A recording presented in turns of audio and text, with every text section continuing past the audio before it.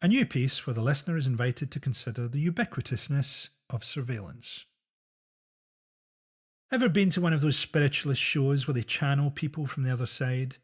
The messages are either mundane, like a great auntie telling you that you've got a leaky tap somewhere, or I'm in a better place, I'm at peace now, variations on praising the afterlife. The explanation? All communications leaving heaven are heavily censored. Basically, it's like North Korea, with God a tyrannical despot who'll do anything to stop the truth coming out. That's why ghost sightings are so inconsistent. They get hunted down and dragged back to heaven. Then, as a warning to other potential dissidents, a 9-foot-tall angel forces them through a harp so they come out like human chips. I shudder to think what he's doing to people up there if they all need to sit on fluffy clouds.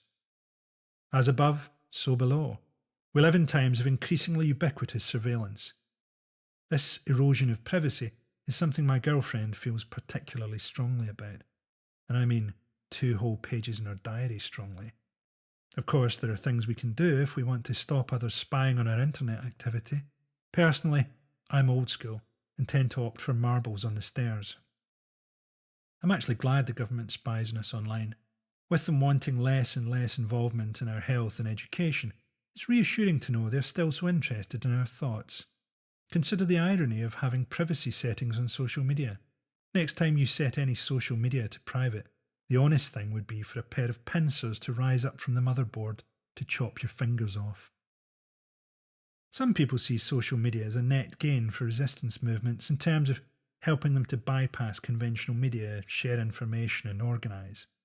There's a competing view of it being both a tool of surveillance and an opportunity to use data to manipulate the political process. At first glance, something like Facebook certainly seems depressing. You'd have predicted that given the freedom to say anything, at least some people would be saying, I always wanted to be a dancer, rather than applauding the death of black people and stating a dislike of seeing women in public spaces. Mark Zuckerberg said that he founded Facebook when he realised that there was nowhere online for people to see pictures of strangers' lunches alongside poisonous anti-Semitic conspiracy theories. The company is now a key part of the social media landscape, where every day we can log on and find that nobody gives a shit about us on several different platforms. Before Facebook came along in 2007, there was nowhere we could pretend to be happy to annoy our exes or find out that someone we used to go to primary school with is now a racist.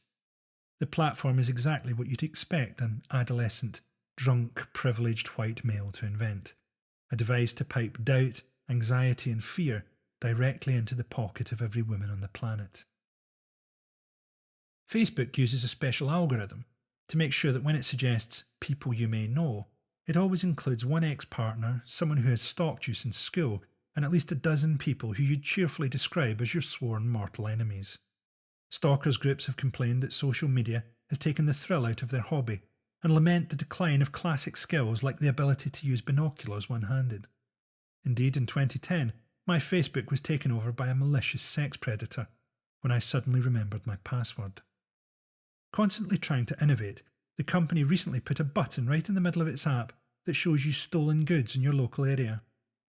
Facebook also plans to enhance its face recognition software to a level where as soon as you look at other people's holiday photos, it will post "bored shitless" without you having to type. But at least it's all for a good cause, so that a blank-eyed sociopath can own 5,000 identical t-shirts like a serial killer. And yet there is a case for saying that social media might be a progressive force. The ways in which it gives a platform to previously marginalised voices is particularly striking in a British context, where the mainstream media is traditionally unrepresentative of race, class and gender. I think it has also cracked the facade of homogeneous certainty that you used to hear in the tone of the mainstream media. The bland assurance that news carried in the recent past seems to me to be slightly ridiculous in the face of our access to unapologetically subjective viewpoints. Think of the passive voice that news has been reported with for most of our adult lives. As bombs fall on Yemen, like they were just rolling out of planes, no agency directing them, as natural as rain. Our political system isn't worried about the internet's potential for data mining, targeted advertising and platforming racists. It sees those things as the future of mainstream politics. The fact that the development of social media is an explosion of new broadcasters and a sudden loss of doctrinal conformity is the real reason that greater regulation isn't far away. The main reason why a relatively free internet has been tolerated so far is that it facilitates atomization.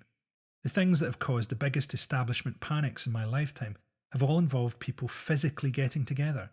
Riots, certainly, but also raves.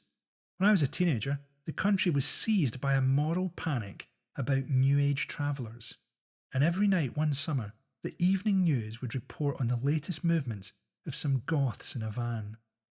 I think our establishment will tolerate people feeling connected online so long as they are physically alone. And people are lonely online. A lot of right-wingers on Twitter admit to never going out. Paul Joseph Watson has 650,000 followers, yet has said he never leaves the house, so his observations on society are based simply on memes, Freeview, and watching his body's fungal spores at war. One thing revealed by the internet is that the propaganda model has a weakness. It lacks variety.